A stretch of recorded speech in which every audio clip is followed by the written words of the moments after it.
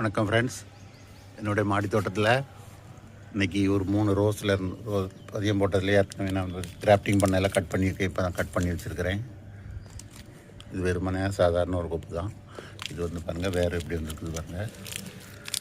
Cut பண்ணியிருக்கேன். இந்த செடியிலேருந்து cut பண்ணது தான். பெரிய செடி வச்சுருக்கேன் பாருங்கள். இந்த செடியிலேருந்து தான் இன்னும் கிராஃப்டிங் போட்டிருக்கிறேன்.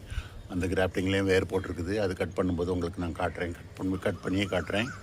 இது நான் கட் பண்ணது இது ஒன்று நான் கட் பண்ணும்போது முறிஞ்சிச்சு. இதை வைக்கணும். இது வேர் போட்டிருக்கு பாருங்கள். எப்படி வேர் போட்டிருக்கு பாருங்கள். இது மாதிரி தான் ஒரு பாட்டில் வைக்கணும். உடனே பாட்டில் வைக்காமல் இந்த மாதிரி சின்ன சின்ன கவரில் தான் வைப்பேன். கவரில் வச்சு நல்லா வந்த பிறகு அதுக்கப்புறம் பாட்டில் வைக்கலான்ட்டு இந்த ஏற்கனவே ஒரு வீடியோவில் போட்டிருந்தேன்.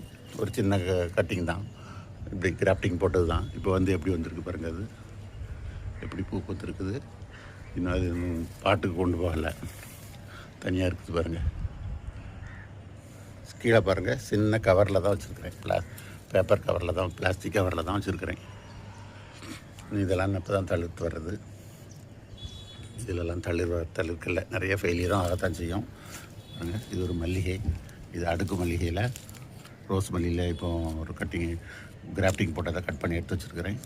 இது ரோஸு நல்லா ரொம்ப நாளாச்சு போட்டு வச்சு எப்படி கணுவாக வேறு விட்டுருக்கு பாருங்கள்.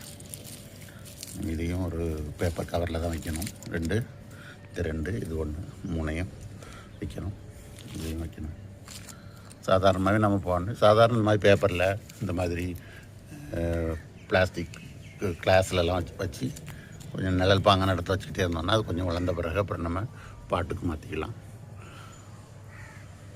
அதனால் நம்ம இது பன்னீர் ரோஸில் வந்து ரொம்ப இதுக்கு மெனக்கட வேண்டியதில்லை. ரொம்ப சிம்பிளாகவே பண்ணி வச்சுக்கலாம்.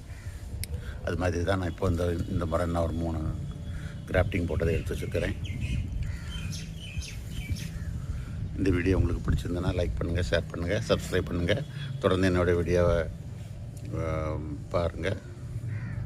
நன்றி, வணக்கம் ஃப்ரெண்ட்ஸ்.